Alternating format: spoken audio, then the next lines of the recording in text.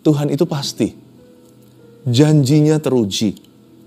Jangan takut, jangan bimbang, jangan ragu hatimu, jangan goyang.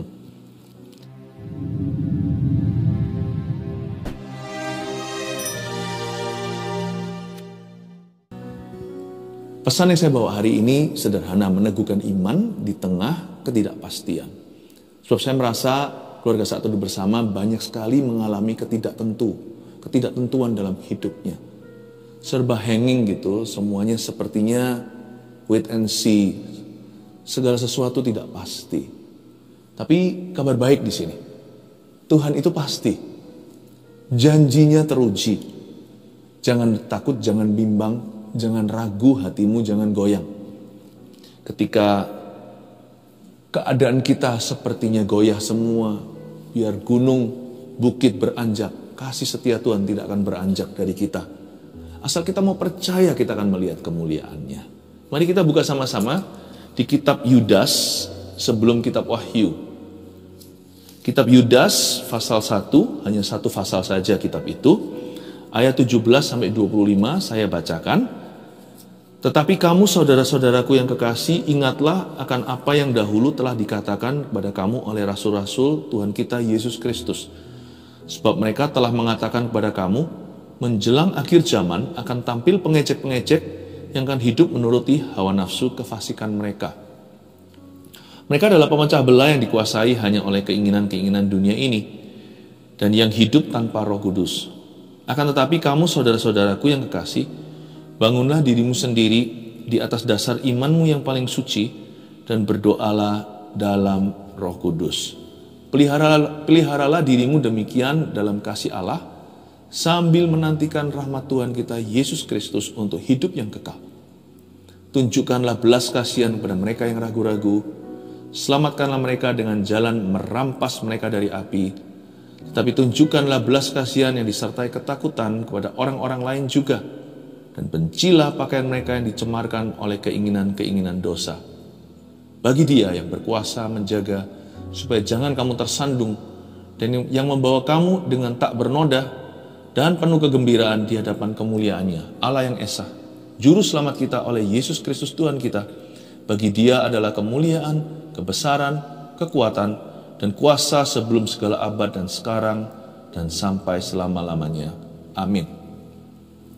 Ayat 17, tapi kamu, saudara-saudaraku yang kekasih, ingatlah akan apa yang dahulu telah dikatakan kepada kamu oleh rasul-rasul Tuhan kita, Yesus Kristus.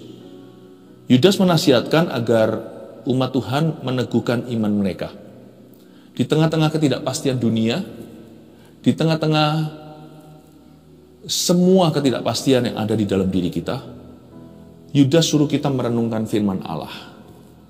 Dia berkata, ingatlah akan apa yang dahulu telah dikatakan kepada kamu. Oleh siapa? Oleh rasul-rasul Tuhan kita, Yesus Kristus. Jadi kalau kita mau memiliki iman yang kuat, kita harus sengaja untuk mengingat apa kata Tuhan atas hidup kita. Kita harus punya kebiasaan dan disiplin yang tinggi untuk merenungkan firman Tuhan setiap hari. Kebiasaan-kebiasaan baik seperti mencatat khotbah, pengajaran-pengajaran seperti ini, menotulenkan firman yang kita dengar.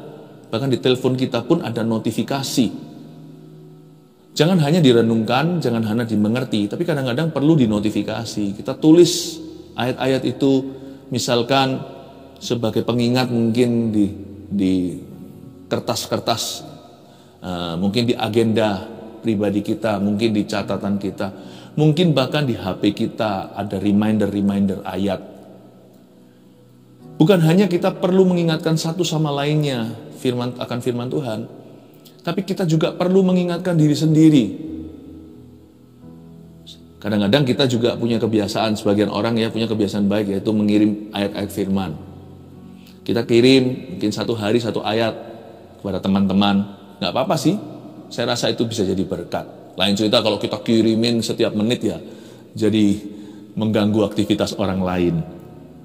Kita boleh saling mengingatkan. Bahkan jangan hanya saling mengingatkan. Kalau lagi kumpul gitu tuh jangan menggosip. Kalau kita kumpul sama saudara seiman, mungkin kita bisa bahas.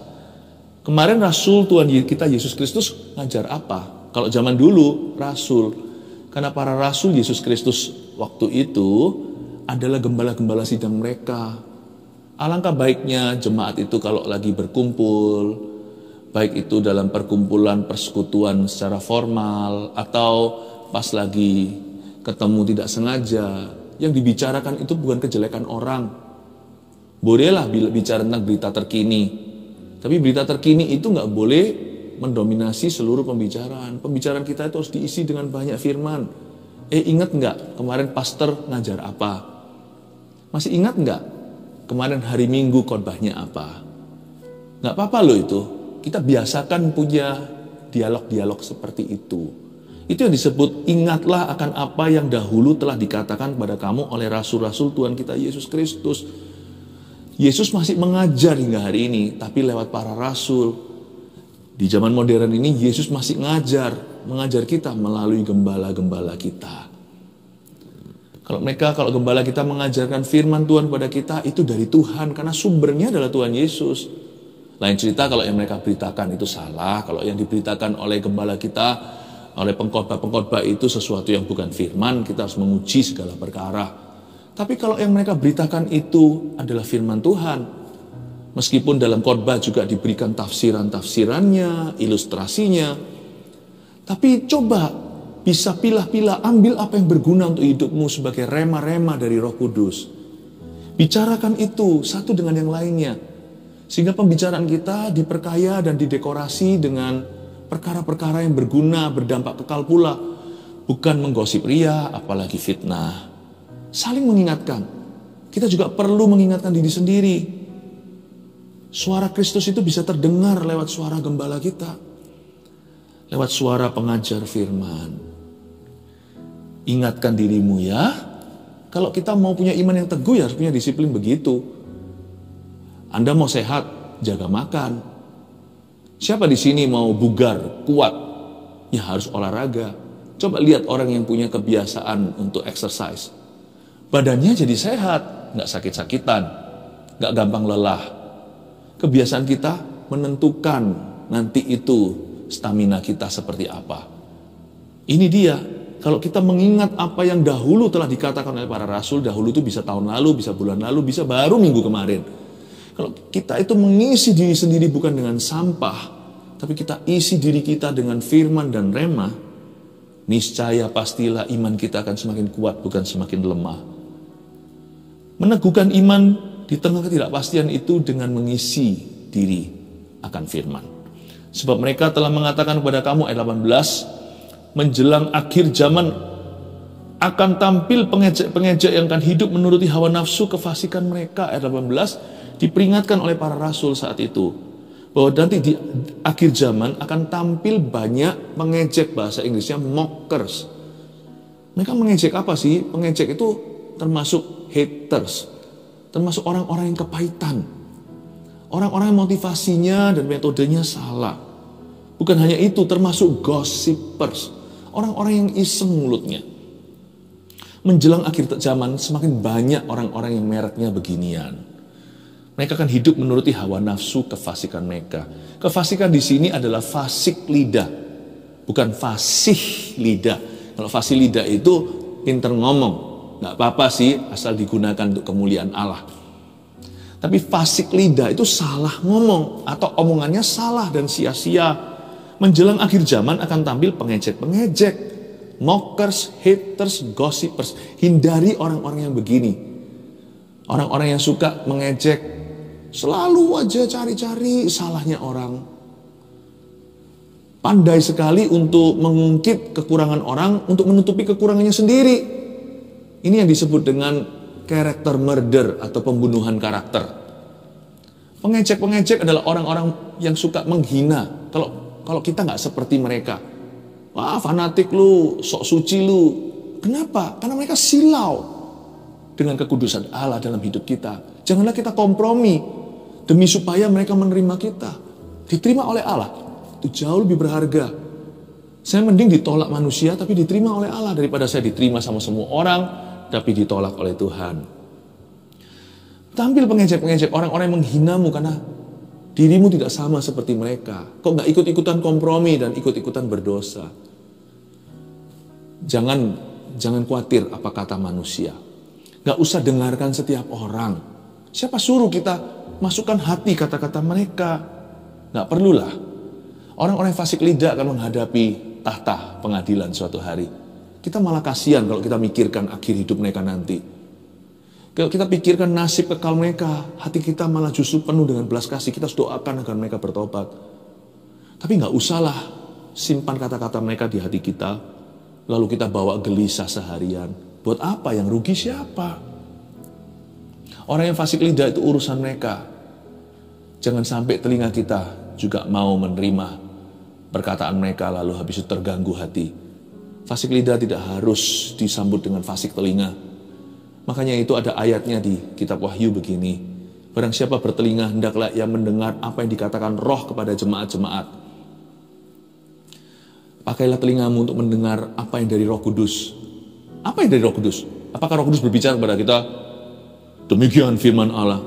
Nggak, jarang-jarang ya ada orang yang bisa mendengar Roh Kudus secara audible gitu. Paling banyak adalah suara hati.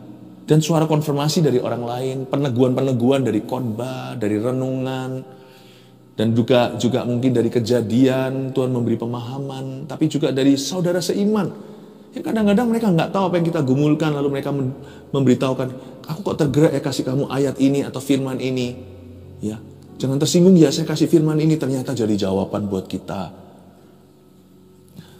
Kalau kita punya telinga, pasang itu telinga untuk mendengarkan apa yang roh hendak katakan.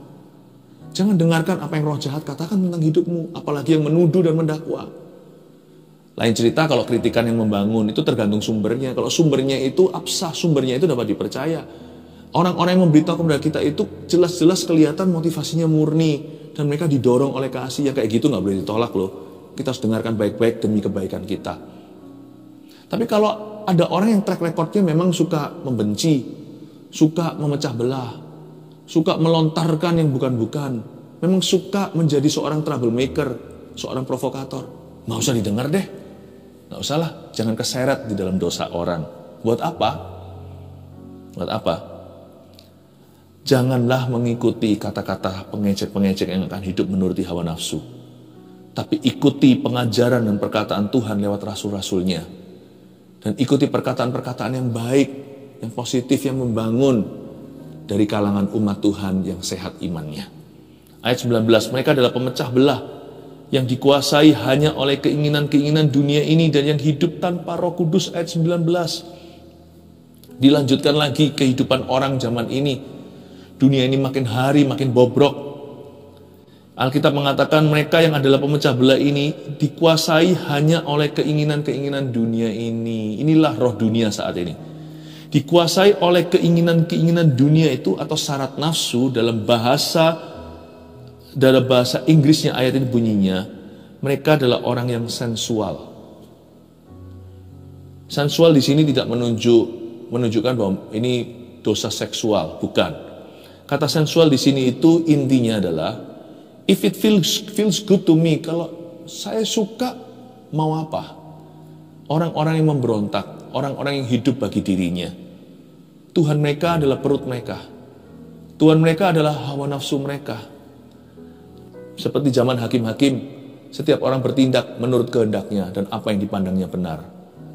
Di dunia ini sudah nggak ada kebenaran, tidak ada yang absolut. Tergantung dirinya. Gender pun, atau apakah dia pria atau wanita atau apa. Kalau seseorang merasa dirinya kaktus, tidak berani ada orang yang boleh menegur. Tidak boleh ada orang menegurnya kalau tidak dituntut. Bahkan di negara-negara bebas sekarang begitu. Terserah dia mau menamakan dirinya apa. Kalau kita sebagai anak Tuhan harus berpegang teguh pada firman. Firman bilang apa? Firman itu loh standar kebenaran, bukan perasaan kita dan pengalaman kita. Kondisi dunia begini. Tapi kondisi sekarang banyak orang Kristen yang tidak teguh berdiri. Imannya tidak kuat. Keseret oleh dunia, lama-lama nanti ya Kristennya masih ada, tapi sudah tanpa Roh Kudus dirinya. Gerejanya masih ada wujudnya, gedungnya masih ada, tetapi sudah tanpa Roh Kudus di dalamnya. Puji Tuhan di Asia Belum kelihatan, saya berdoa jangan. Tapi di banyak negara, notabene dahulunya terjadi kebangunan rohani, tetapi kemudian generasi barunya lengah. Dicuri iblis, 7 roh lebih jahat masuk ke dalam culture atau kebudayaan itu. Tidak pernah ada tanda-tanda lagi, dulu pernah Kristen. Dulu pernah takut akan Tuhan. Bahkan gereja-gereja gedung-gedungnya bagus-bagus begitu, sekarang jadi pub, jadi nightclub.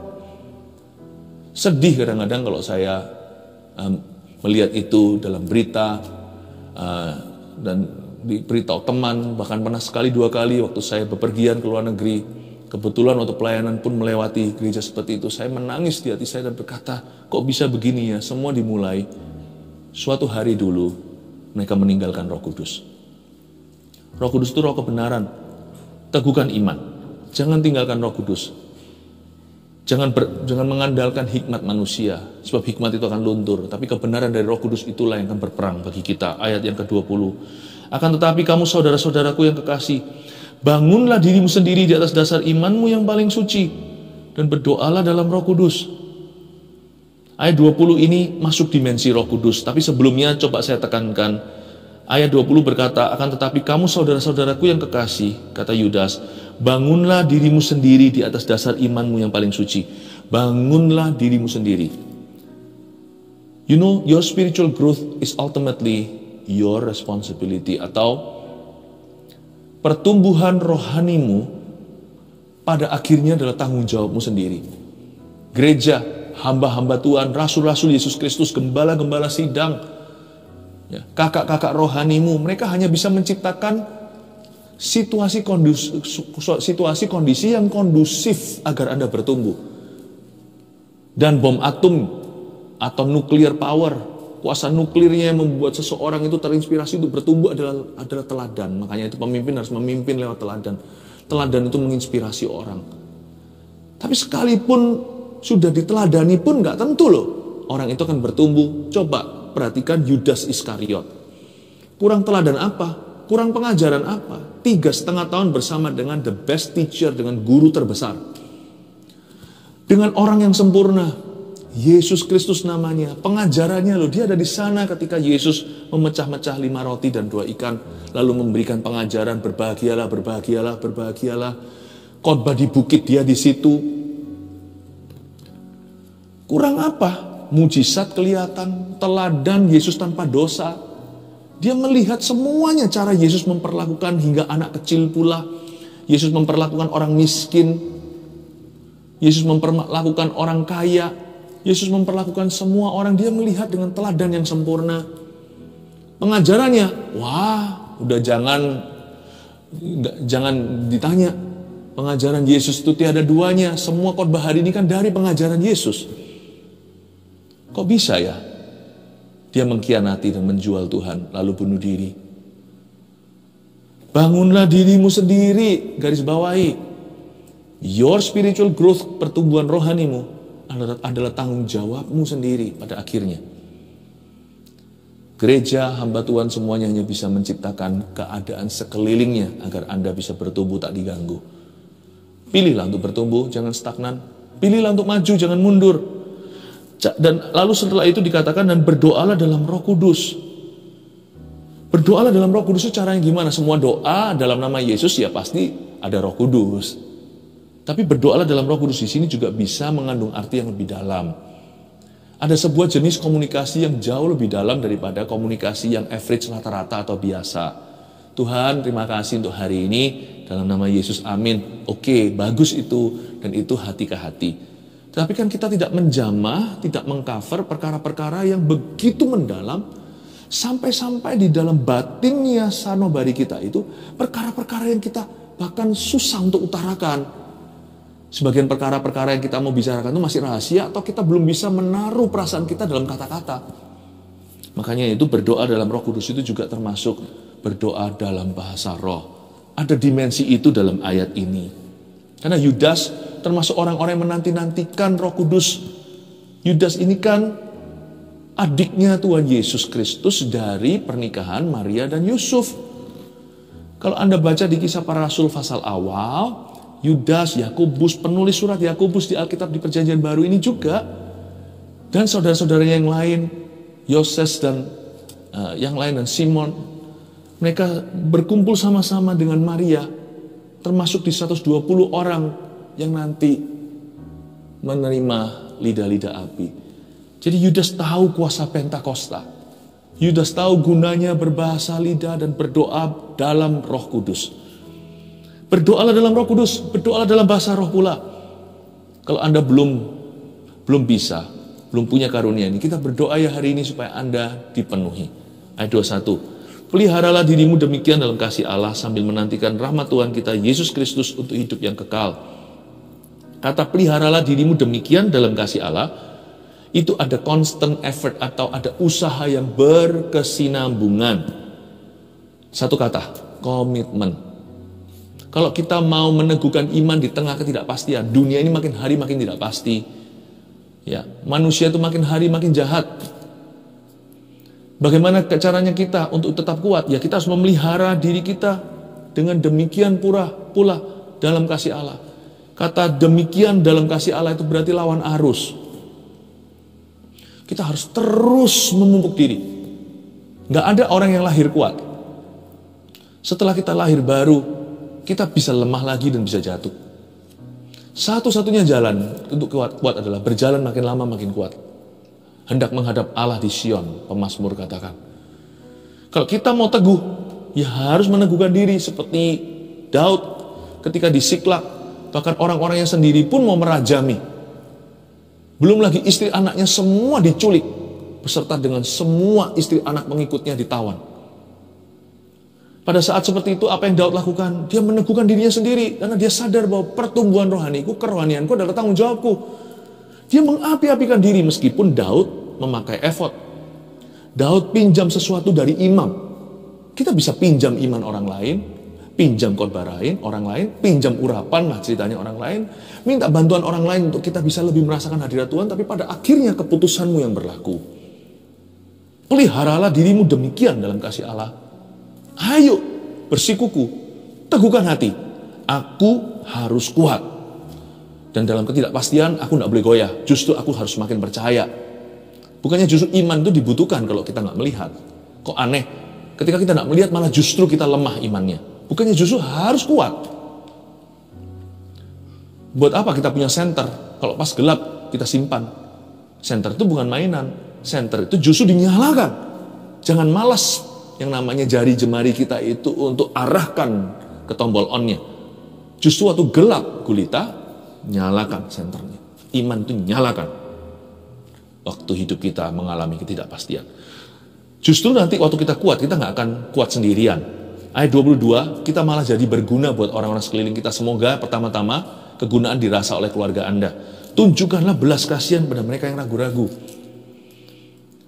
Malahan bukan hanya kita teguh, kita juga bisa encourage atau bisa menguatkan orang lain pula. Bahkan bisa menyelamatkan mereka.